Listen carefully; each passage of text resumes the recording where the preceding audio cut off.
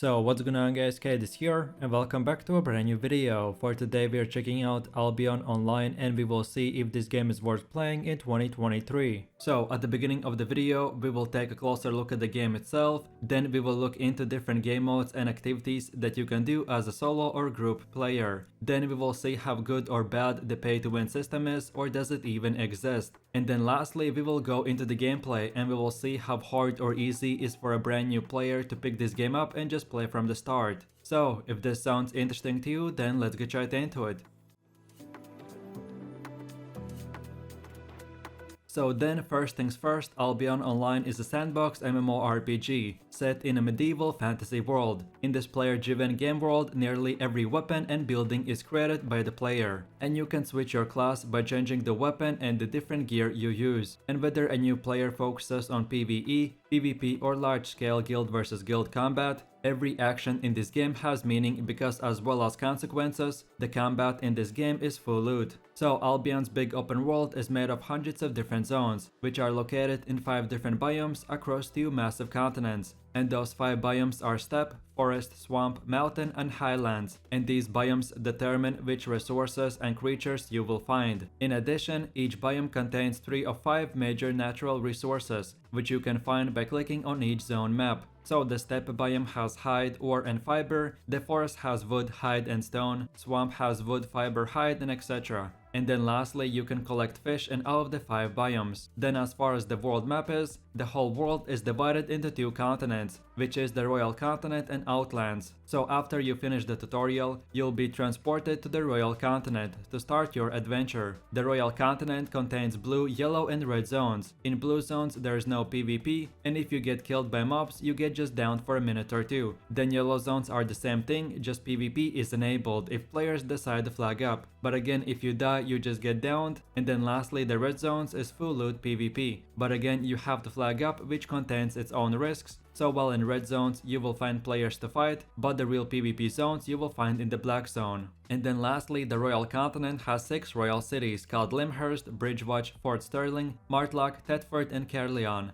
These cities offer auction houses, crafting and refining stations. You can buy land and sell different crafting stations for taxes, and you get access to faction warfare system and even an option to travel to the black zone. So basically every single player lives in one of these 6 cities, and these are your main player hubs, from where you get to do all the activities in the game. Then moving over to the second continent, which is the Outlands, and this is Albion's full loot PvP arena. So all zones in Outlands are black zones, so that means that any player can attack any other player and you don't have to flag up. The Outlands are where much of the Albion's guild warfare takes place, with guilds battling over territories and placing hideouts and much more.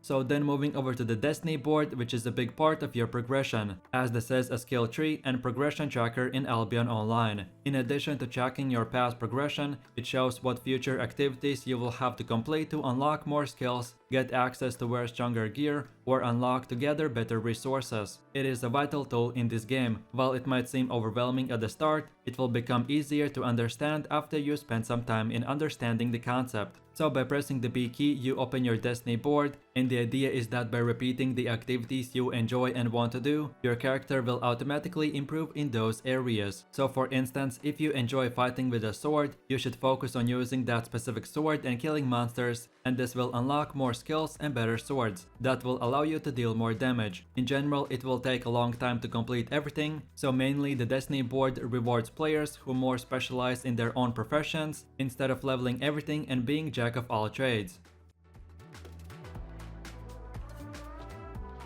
So then if you're talking about economy of Albion Online, it can be split into 3 parts, which is the marketplace, aka the auction house, then crafting, and then lastly refining. The marketplace is where players can buy and sell items, which is the main part of the Albion Online economy. While players can trade anywhere in the world, the majority of trading in Albion happens through marketplace. Here players can list items for sale, place orders for items they're looking to buy, or buy any item listed for sale. Each city has its own market, and guild islands and guild territories have marketplaces as well, just private ones. Buying and selling on the marketplace is very easy. To buy or sell, you have two options. You can either fulfill or purchase an existing order, or you can create your own order. Even if an item has active or buy-sell order, you may want to create your own in order to make or save more money. Then the second part of the economy is crafting, and crafting in Albion is one of the most fun parts of the game, because you get to equip what you make. The most important thing to understand from the very start is that crafting is very time and resource intensive, but the long-term rewards are very much worth it. So then in a quick summary, you can craft items by collecting materials and then click the craft button. And then you can start crafting from tier 1. Each level will require for you to craft multiple duplicates to then earn fame and unlock the next tier gear. And then lastly, the third part is refining. So in order for crafters to make equipment, they will need to obtain refined resources. So raw material can always be gathered in the open world, but then you need to refine them to then unlock the option to use them for crafting or to construct buildings. And this refining process basically works the same way as just a simple item crafting for materials. So then moving over to the PvE aspect of this game, and I personally have split this one again in 3 simple parts. The first part is monster killing, aka fame farming. So as I mentioned, to get access to better weapons and higher damage, you will want to kill monsters by using specific weapon, and killing monsters is called fame farming, which you can do in hardcore expeditions, which are located in each city. But they won't give you as good rewards because you can get killed in them, but if you use very high gear, then they can be worth to grind in the end game. Then we have 2 more places to kill monsters, which is the open world and dungeons. By just running around the map and different zones, you will find mobs to kill, so you can walk around and grind fame, or the last option is to farm dungeons. In every single zone, there are 2 types of dungeons. The big group dungeons are these blue big caves, which are meant for at least 2 to 3 players. But then across the map, you can find as well smaller dungeons, which are meant for solo players. So like in any MMO, you just simply kill monsters and get rewards in return. Then moving over to the second PvE system, which is the gathering. So gathering is the process where you run around the open world and collect different materials. And by gathering resources, you will advance and unlock not only excellent tools, but as well armor specifically designed to help you gather more resources more quickly and more safely, and it is called the gathering gear. Gatherers usually are the players who don't like to fight other players, but they just simply explore the big world of Albion and make easy silver at the same time. So these players are one of the richest ones, as they can gather materials and refine them and then craft them for powerful gear or just sell them on the marketplace. And then last but not the least, we have the third PvE part, which are the islands and food farming. Islands are permanently bound to the city where they were purchased first, and can be only accessed from the city itself. Player islands have many purposes, including farming, growing herbs, hiring laborers, and building refine and crafting stations. The farming system allows you to grow your own crops or herbs, which you can then feed animals with, cook food, or even brew your own potions. Farmers are one of the most important professions in Albion, because they basically build the economy by producing all the food supply that is needed to do a variety of activities. So for example, from feeding baby animals to create powerful mounts, to crafting potions that are essential to combat and gathering.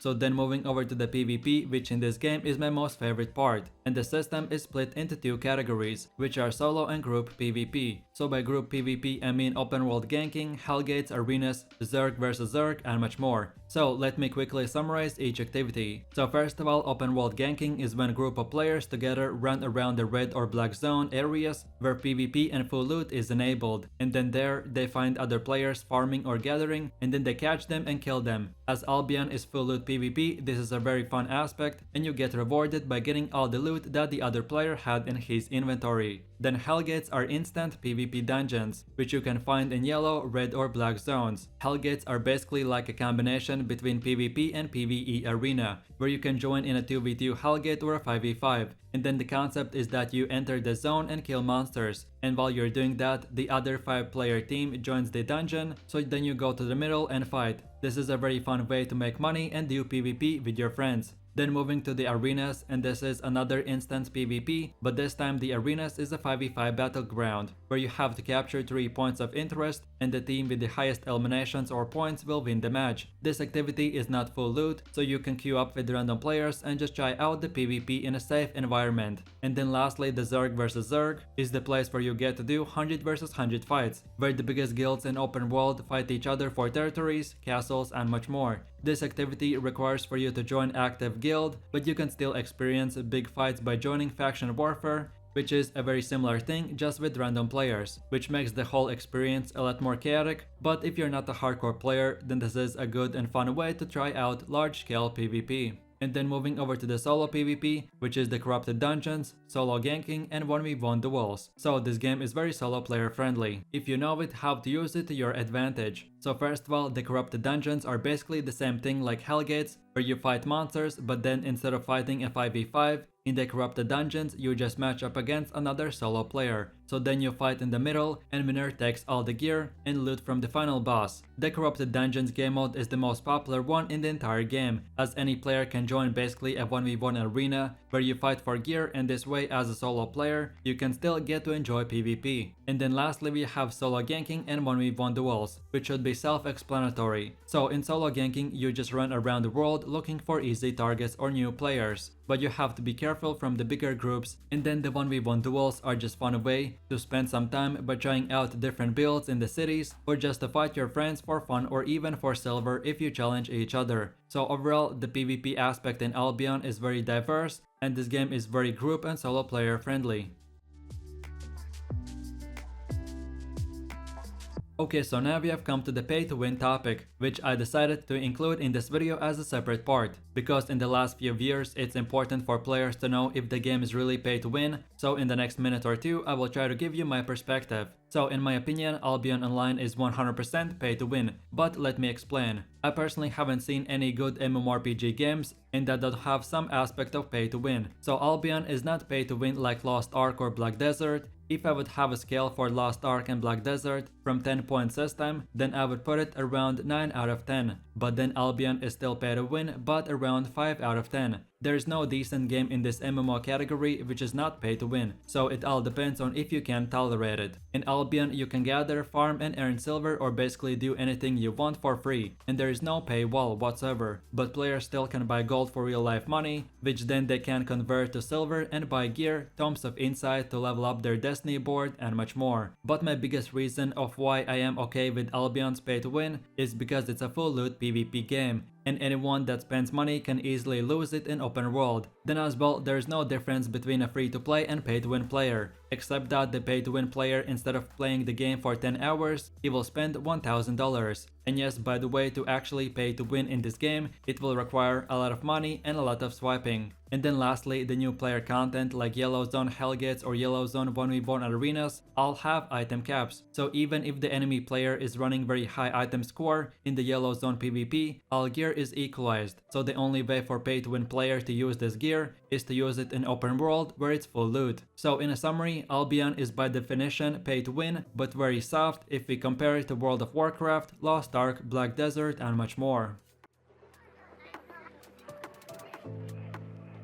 So now in my last and final conclusions for this game. I've been personally playing Albion for more than 5,000 hours, and I played this game when it was in the beta. If we take a look at the stage of the game in 2017 and then now in 2022, the game has 3 to 4 times more content. It is very solo and group friendly. The player base is still active, with Steam numbers being around 8 to 9,000, and as the other 50% population plays on the official Albion launcher, so we can easily double this number. And the best part about the population is that this game is open world, and guilds and players have to actually live in open world, so you will always find players to play with and fight against. And of course, in this video I couldn't tell you every single activity there is in this game, but there's a lot more you can do, and the developers keep on introducing new updates with new weapons and much more. So in my summary, the pros are that Albion is free to play, the pay to win system is very not noticeable if we compare it to other MMORPGs. Then this game is very solo and group player friendly. Then as well, Albion has a lot of content and they keep on adding new features. Then the gathering, crafting, and farming is very fun to do even as a PvP player, because when you kill players you will get gear, so you have to sell it for more money to then buy more gear for yourself to use. So it requires all PvP and PvE players to always be a small part of the economy. Then as well, Albion has leaderboards, so you can compete against other players. And then lastly, Albion's been out for about 5 years now, so developers know what they are doing, and the dark no content days are behind us, so now they actually listen to their community. But then on the other hand, for the cons, of course I have to mention that this is still pay to win game, then Albion is full loot PvP, so not all players will like the system. But of course there is a still way to PvP while not losing anything, which we covered in the PvP part of this video. Then on top of all this, Albion graphics are not the best and may seem outdated if we compare it to New World, Black Desert, Lost Ark and etc.